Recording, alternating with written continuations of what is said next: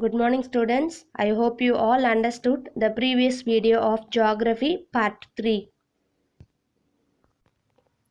Dear students, before entering into the lesson, please note down all the points which is presented in this video. Then only you can revise and understand the continuity of the lesson.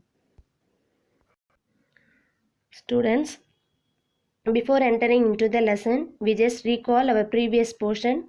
In the topic Major Physiographic Division of India, we learned the Himalayas, the Great Northern Plains, the Peninsular Plateau, the Indian Desert. See this map to recall the points. This is the actual location of Peninsular Plateau. So this is the actual location of Peninsular Plateau. This plateau is divided into two major parts by the river Narmada and Vindhya ranges. The southern part is called Deccan Plateau and northern part is called Central Island. Deccan Plateau is triangular in shape. One arm is marked by Saptura range, second arm is marked by Western Ghats and third arm is marked by Eastern Ghats. Next we saw the Indian Desert, which is also called Thar Desert. Here Aravalli range will act as a boundary in between the Peninsular Plateau and the Indian Desert. Thar Desert is divided into two regions, that is actual desert region, which is also called Marustali, and semi-desert region, which is called Bangar. In this section, we are going to learn the next physiographic division, that is the coastal plain and the island. Okay, let's start our lesson. The coastal plain.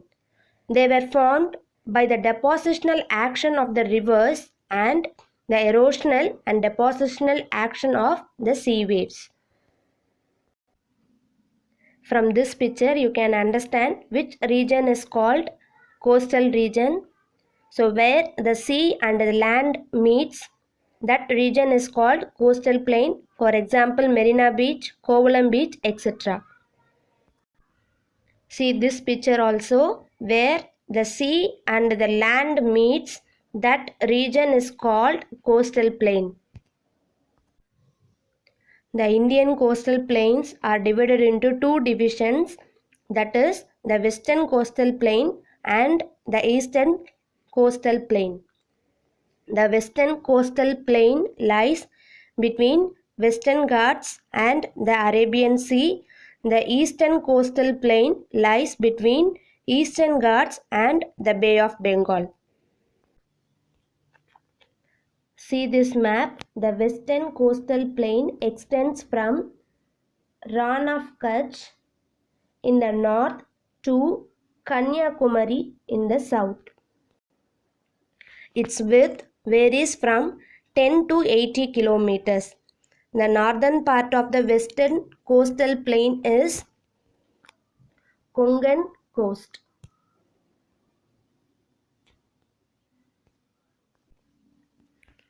The southern part is called Malabar coast.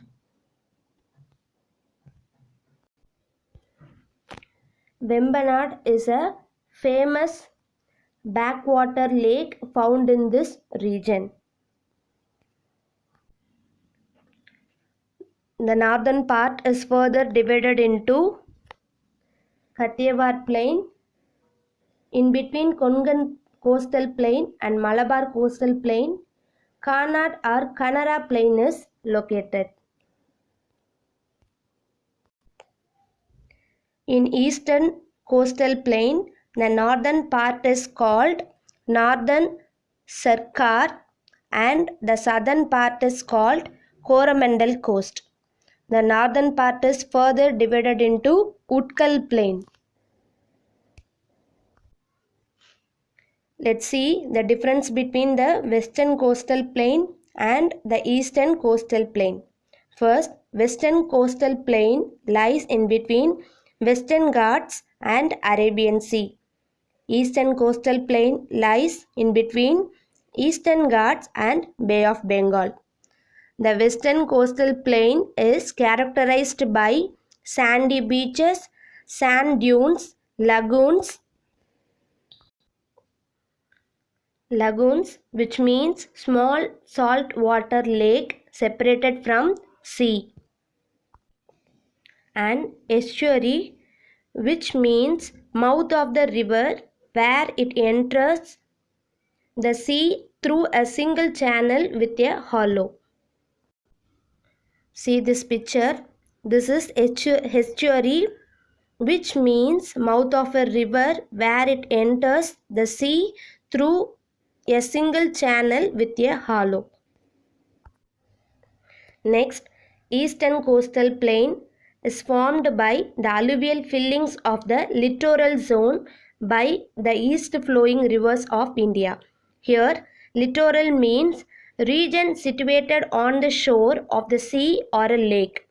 Then, western coastal plain is divided into Konkan plain, Kanara plain and Malabar coast. The eastern coastal plain is divided into northern Sarkar and Coromandel coast. The last physiographic division of our country is the island. Island is a piece of land surrounded by water. India has two major island groups, namely Andaman and Nicobar and Lakshadweep. In Bay of Bengal, 572 islands are located. In Arabian Sea, 27 islands are located. See this model. The Andaman and Nicobar Islands are located in the Bay of Bengal. They contain about 300 islands. Most of them are small in size. The islands have forests and only a few of them are inhabited. The northern part is called the Great Andaman, while the southern part is called Nicobar Group. The southernmost point of the Andaman and Nicobar Island is called the Indira Point. During the British period, prisoners were sent to the cellular jail. It was called Kalapani. The capital of Andaman and Nicobar Island is Port Blair.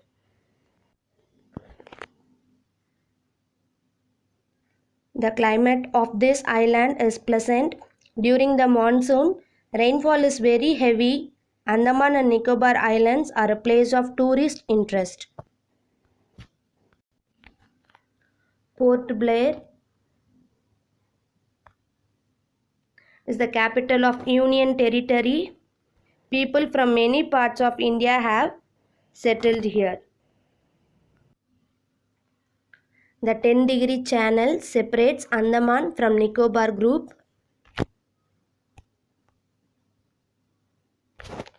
10-degree channel means 10-degree latitude.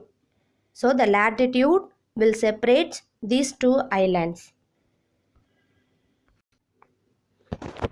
Next, Lakshadweep Island.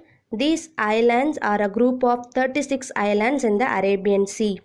These islands are also close to the Malabar coast. They are small and flat. About 10 of these islands are inhabited. Most of the people rely on agriculture and fishing for their living. Kavaratti is the capital of this Union Territory. Many tourists visit Lakshadweep because of its coral deposit. Like Andaman and Nicobar Island, Lakshadweep Islands are separated from Maldives by 8-degree channel. I hope you all understood the major physiographic divisions of India. Next, we are going to learn drainage system of India, which means water bodies. Drainage system is an integrated system of tributaries. Tributaries means stream or river flow into the large river. The tributaries and a trunk stream which collects and drains surface water into the sea, lake, or some other water bodies. See this picture. This part is called tributaries. The total area drained by a river and its tributaries is called drainage basin. Next, drainage system of India is divided into two major groups, that is Himalayan river, which is also called Northern river, and Peninsular river, which is also called Southern river. The Himalayan rivers are Indus, Ganga and Brahmaputra. The peninsular rivers are Mahanadi, Godavari, Krishna, Kaveri. They are east flowing river and ends with Bay of Bengal. The remaining Narmada and Tapti are west flowing river and ends with Arabian Sea. Let's see the difference of these two major groups. The Himalayan rivers. The Himalayan rivers originate from Himalayas.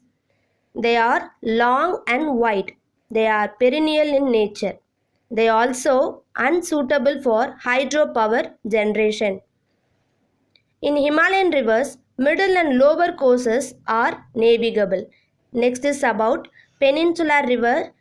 This peninsular river is originate from Western Ghats. They are short and narrow. They are non-perennial in nature.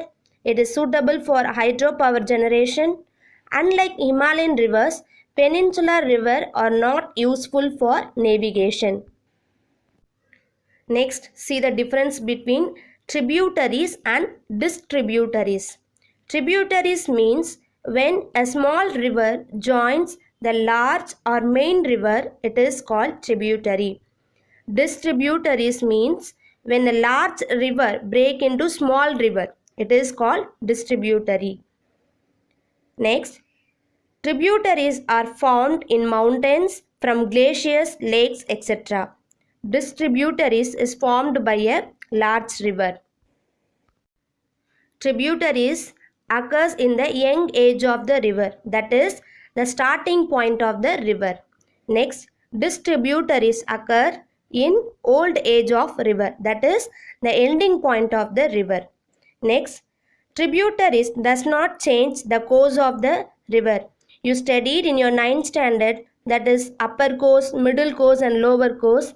Likewise, this tributaries does not change the course of the river, but distributaries changes the course of the river and often forms a delta. So example of tributaries is Yamuna, Gandak, Koshi, Gahara, etc. Then examples of distributaries are Sundarbans Delta, which is formed by distributaries of Ganga and Brahmaputra. Students, your first lesson of geography is over.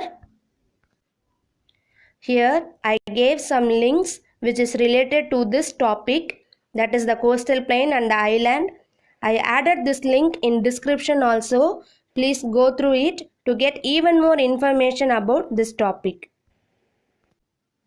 Here few questions are given and try to answer this question, and don't forget to note down these questions in your notebook. The first question is, dash lies between the Western Ghats and Arabian Sea. Second question is, dash lies between the Eastern Ghats and Bay of Bengal. Third, define drainage system of India. Fourth, name the two major groups of drainage system. Next, dash separates Andaman from Nicobar group. Thank you, children.